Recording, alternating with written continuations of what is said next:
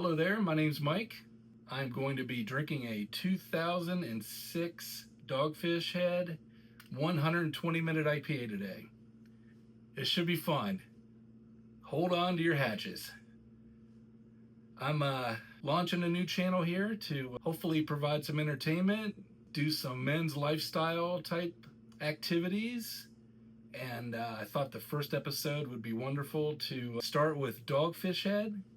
I've basically been going to Rehoboth for the past 30 plus years to vacation, and back in 1998 I happened upon Sam Caligioni's Dogfish Ale House up there, and at the time, you know, beers in America were pretty, they were okay, you know, lots of Budweiser. Just in the 90s they were starting to get into more of the craft type business, and I had no idea how much I was going to like these Dogfish Head beers. So once I tried one, I was hooked. So I thought, for comparison's sake, this is the newly minted. This is a modern 90-minute IPA. So I thought I would crack one of those open as well, just as a comparison. This is the old school, bottled in 2006, 120-minute IPA, 12 fluid ounces. It says it ages well, so we shall see. I'm not sure if they thought people would be holding on to these beers this long, but a quick backstory on that is, you know, throughout the years I've experimented with aging, especially the 120s. Incidentally, you could also age the 90s, just kind of a different, not as good in my humble opinion, but the 120s, when they had this type of label here before they went to the Samuel Adams barrel aged type modern 120, these came out very, very hoppy, and it was actually a very amber color ale when you first poured it. And then what people discovered over time was that they got better and better for most people over time. And this is a first for me here. I've never had a 19-year aged 120, but I was able to pick this one up in Rehoboth a couple years ago when Sam was, I think, just selling through some of his personal inventory. These were up in the Emporium, and I bought several bottles. This is the last one. So I thought, what better way to finish a rare sip? I seriously doubt there's that many beers this old in the 120-minute category. I'm sure Sam has some, so maybe I can see if he'll share some with me at some point. But what I'm going to do at this point is cut to the chase. I'm going to pop this 90-minute open first.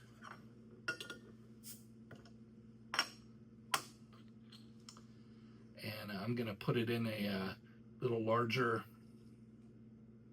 glass here.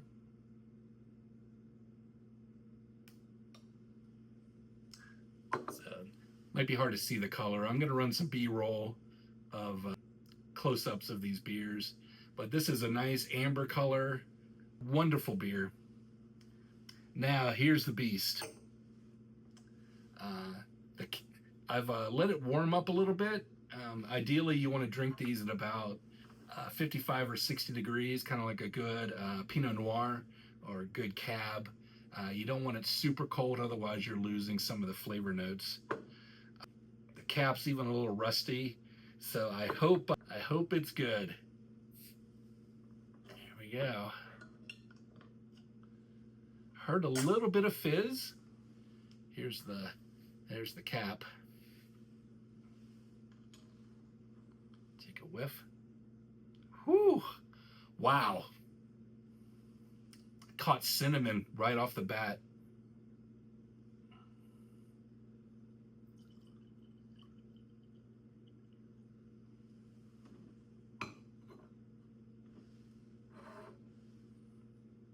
So here we go.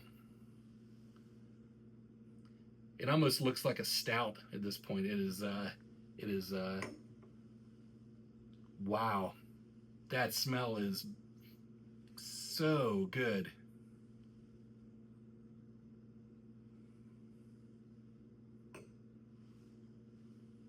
I'm going to take a sip of 90 Minute just to get the ball started.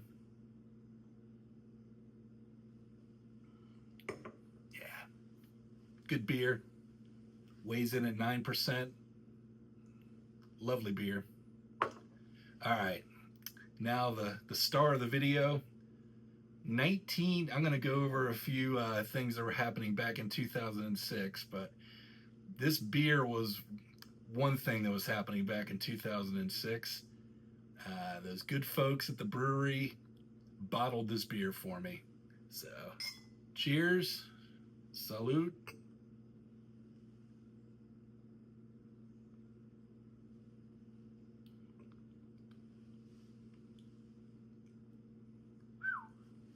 Mm. Yeah, that is really good. I've got some cinnamon. It's mostly flat. The aftertaste is just, yeah, it just keeps going.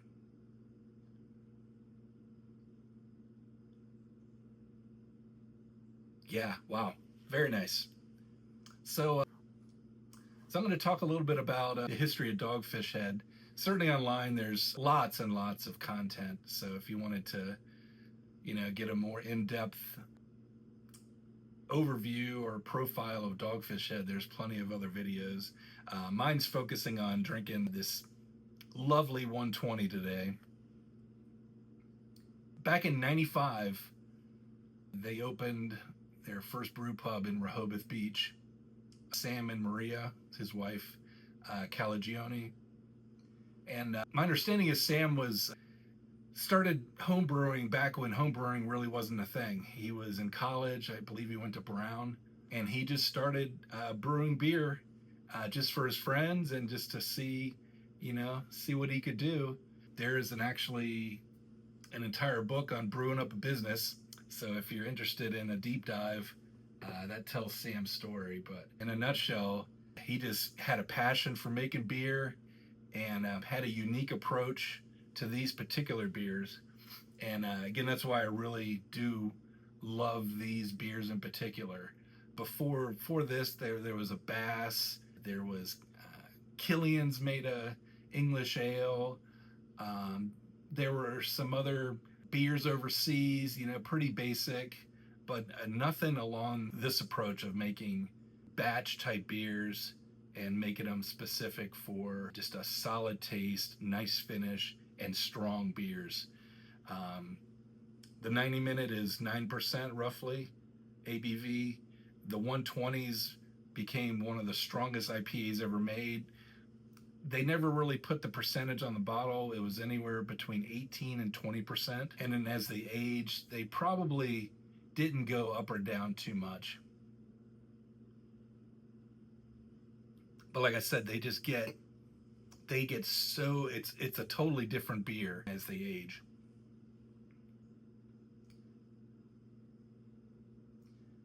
So they're basically, after they figured out that they had something on their hands, their growth was pretty big for a small brew pub. It became nationally recognized as a craft brewery, ranking in the top 12 in the U.S. Now, back in 2019, they did merge with Boston Beer Company, basically bought out by the makers of Sam Adams, Jim Koch, another pioneer in the IPA realm. So they're brewing beer up in Boston and still in Rehoboth. But the approach from Dogfish has always been just to kind of do more off-centered type brews for off-centered people. They wanted to do things like ancient ales. I don't know what years they ran, but they traveled the world to discover recipes and ingredients back from the ancient times and recreated some beers that way. They also have a distillery, which is, I still think it's the only distillery licensed in Delaware. So that's pretty interesting. If you're into rum and vodkas and spiced rum, They're delicious. I stick more with the beers, and they're also very community focused. So they do a lot of collabs. I don't know if you can see over the sign behind me. Analog a Go Go was, I believe it's still a yearly tradition. They run big events up there from time to time, and lots of folks come up and have beers. They collaborate with other breweries. In this case, it was Victory, and but they've done projects with tons of other small breweries and the like to create more beers for everybody to enjoy.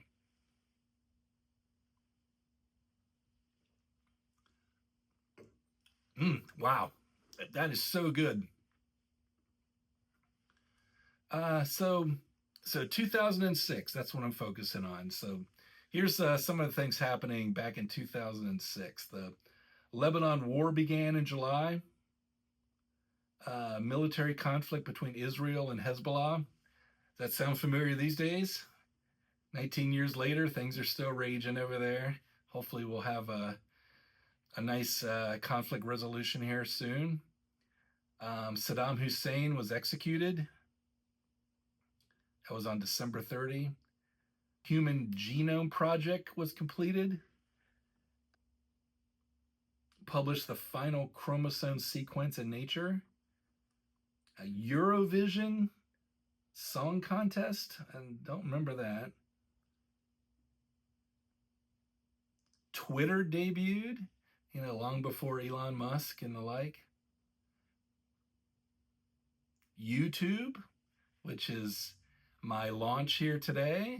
YouTube's rise began late 2005, gained significant popularity, and was acquired by Google in October 2006.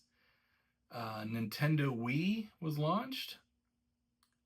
They had innovative motion controls where you could play tennis and all that good stuff, ski. That was released and was a huge hit. Pluto was demoted. Growing up, I always thought Pluto was a planet. And then they demoted the thing. So, Crash wins Best Picture. Controversial choice at the time. I didn't see that movie. Like I said before, Google acquires YouTube. So the Google guys and gals purchased YouTube for $1.65 billion. And they've had nice returns ever since.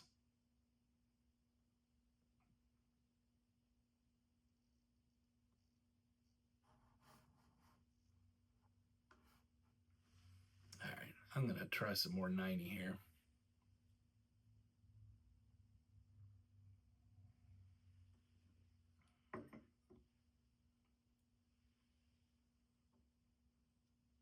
Yeah, just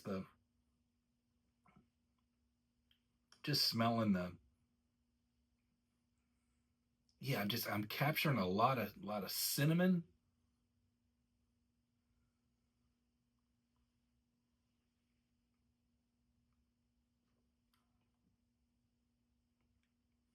Yeah, as it's getting warmer, it's getting better too.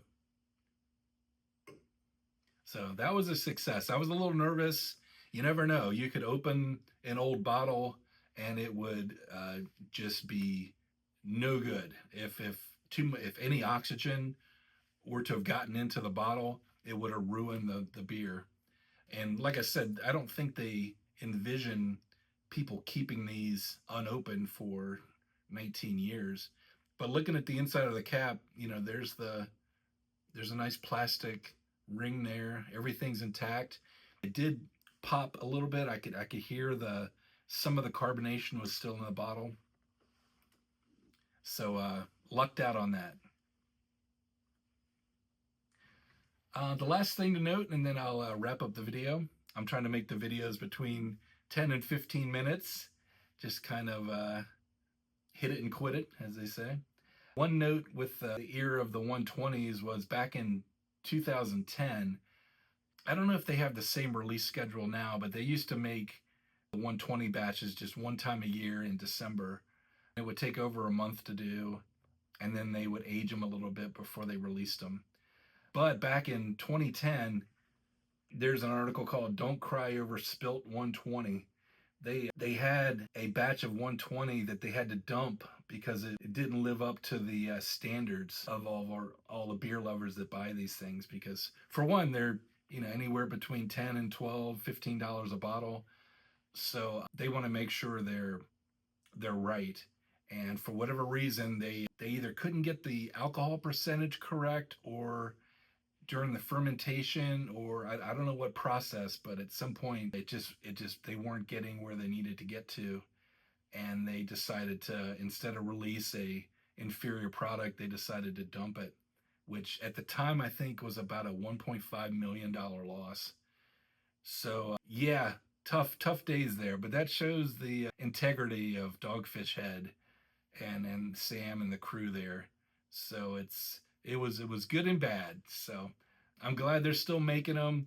I went today to try to buy one of the more modern versions of the 120s, which now is a Sam Adams basically combination where they do barrel aged brewing now on them.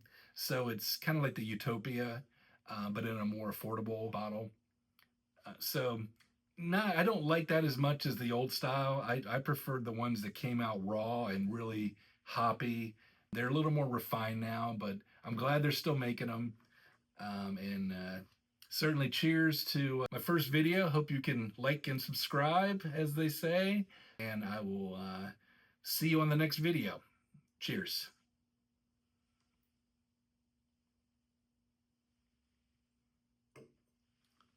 Whew, damn.